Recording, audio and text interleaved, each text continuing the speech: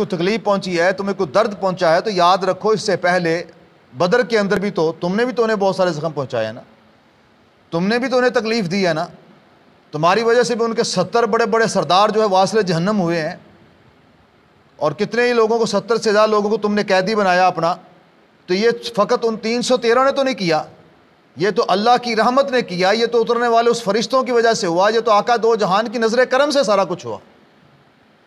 تو لہذا اس پہ غم نہ کرو کہ تمہیں جناب یہاں پر کچھ نقصان ہو گیا، غم ہو گیا، بلکہ دنا بندہ وہ ہوتا ہے جو اپنی غلطی سے سیکھتا ہے۔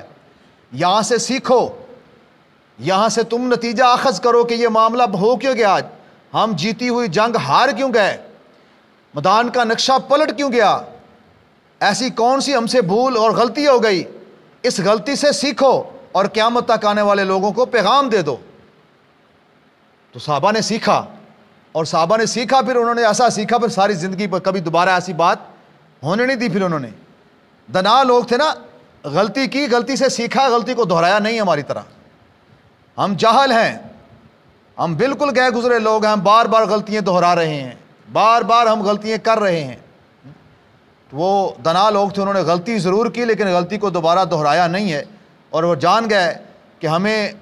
نہ تو اپنے ہتھیاروں پہ ناز کرنا چاہیے، نہ افرادی قوت پہ ناز کرنا چاہیے، نہ ظاہری اسباب پہ ناز کرنا چاہیے، نہ ظاہری معاملات اور ظاہری حالات سے ہمیں گھبرانا چاہیے، بلکہ جو اللہ اس کا رسول ہمیں بتا دے اور حکم دے دے اسی پہ چل پڑنا چاہیے۔ آنکھ